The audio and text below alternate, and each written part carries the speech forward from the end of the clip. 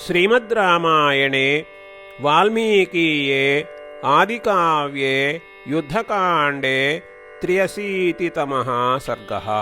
राघवश्चापि विपुलं तं राक्षसवनौकसां श्रुत्वा सङ्ग्रामनिर्घोषं जाम्बवन्तम् उवाचः। सौम्य नूनं हनुमता क्रियते कर्म दुष्करं श्रूयते हि यथा भीमः सुमहान् आयुधस्वनः। तद्गच्छ कुरु साहाय्यं स्वबलेनाभिसंवृतः क्षिप्रं वृक्षपते तस्य कपिश्रेष्ठस्य युध्यतः।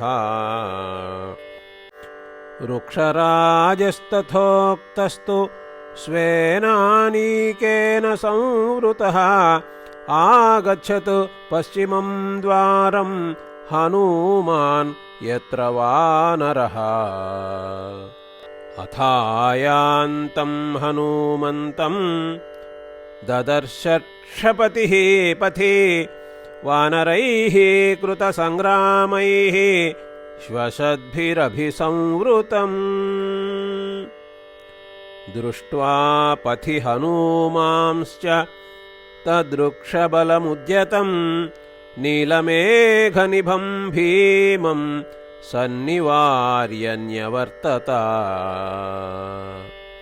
स तेन हरिसैन्येन सन्निकर्षं महायशाः शीघ्रमागम्य रामाय दुःखितो वाक्यमब्रवीत्। समरे युध्यमानानाम् अस्माकं प्रेक्षतां पुरः जघानरुदतीं सीताम् इन्द्रजिद्रावणात्मजः। उद्भ्रान्तचित्तस्तां दृष्ट्वा विषण्णोऽहम् अरिन्दम तदहं भवतो वृत्तं विज्ञापयितुमागतः।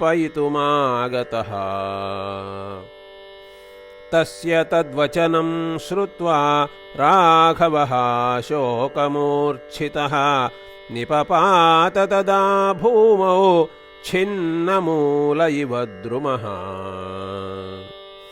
तं भूमौ देवसङ्काशं पतितं प्रेक्ष्य राघवम् अभिपेतुः समुत्पत्य सर्वतः कपिसत्तमाः।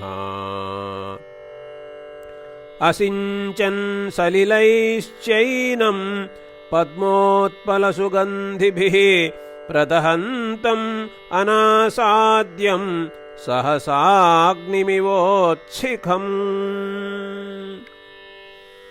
तं लक्ष्मणोऽथ बाहुभ्यां परिष्वज्य सुदुःखितः उवाच रामम् अस्वस्थं वाक्यं हेत्वर्थसंयुतम्।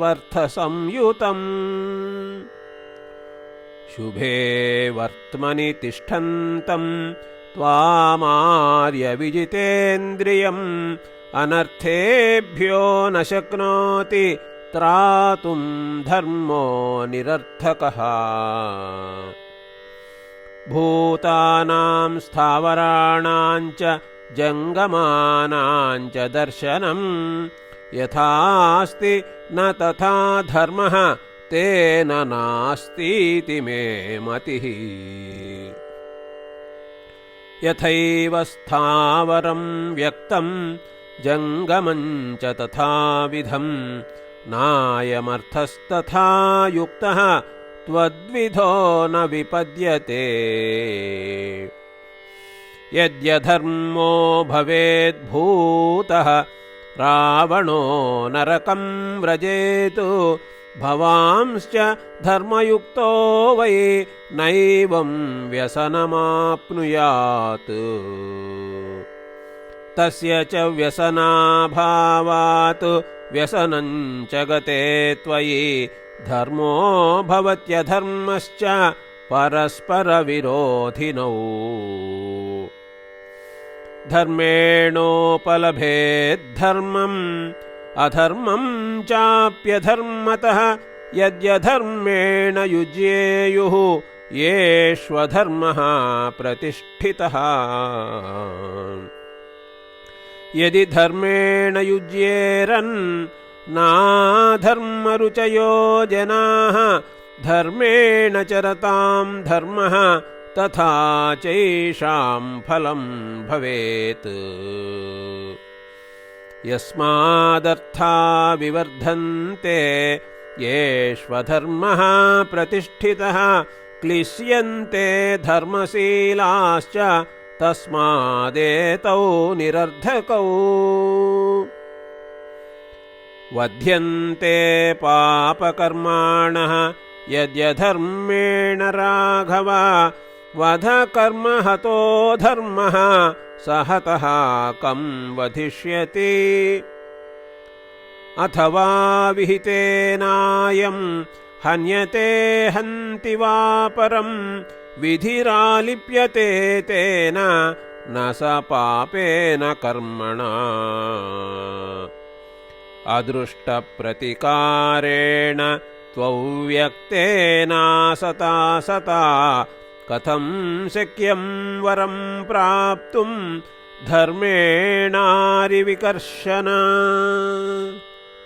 यदि सत् स्यात् सतां मुख्य नासत् स्यात्तव किञ्चन त्वया यदीदृशं प्राप्तं तस्मात् सन्नोपपद्यते अथवा दुर्बलः क्लीबः बलं धर्मोऽनुवर्तते दुर्बलो हृतमर्यादः न सेव्य इति मे मतिः बलस्य यदि चेद्धर्मः गुणभूतः पराक्रमे धर्मम् उत्सृज्य वर्तस्व यथा धर्मे तथा बले अथ चेत् सत्यवचनं धर्मः किल परन्तप अनृतस्त्वय्यकरुणः किं न बद्धस्त्वया पिता यदि धर्मो भवेद्भूतः ह्यधर्मो वा परन्तप न स्म हत्वा मुनिं वज्रे कुर्यादिज्यां शतक्रतुः अधर्मसंश्रितो धर्मः विनाशयति राघव सर्वमेतद्यथा कामं काकुत्स्थ कुरुते नरः मम चेदं मतं तात धर्मोऽयमिति राघव धर्ममूलं त्वया छिन्नं राज्यम् उत्सृजता तदा अर्थेभ्यो हि विवृद्धेभ्यः संवृत्तेभ्यस्ततस्ततः क्रियाः सर्वाः प्रवर्तन्ते पर्वतेभ्य इवापगाः अर्थेन हि वियुक्तस्य पुरुषस्याल्पतेजसः व्युच्छिद्यन्ते क्रियाः सर्वाः ग्रीष्मे कुसरितो यथा सोऽयमर्थं परित्यज्य सुखकामः सुखैधितः पापमारभते कर्तुं ततो दोषः प्रवर्तते यस्यार्थास्तस्य मित्राणि यस्यार्थास्तस्य बान्धवाः यस्यार्थाः स पुमान् लोके यस्यार्थाः स च पण्डितः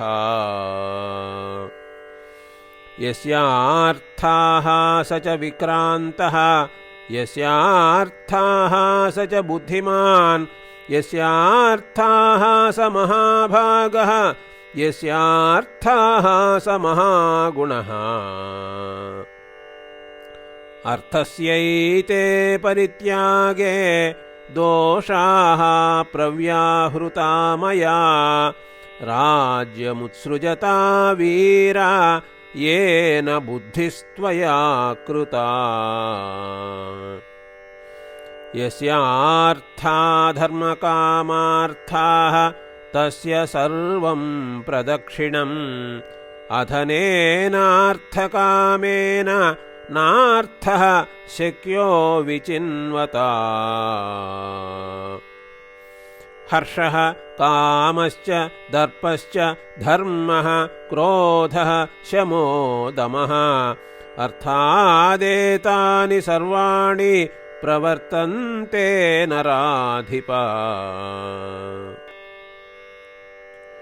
येषां नश्यत्ययं लोकः चरतां धर्मचारिणां तेऽर्थास्त्वयि न दृश्यन्ते दुर्दिनेषु यथा ग्रहाः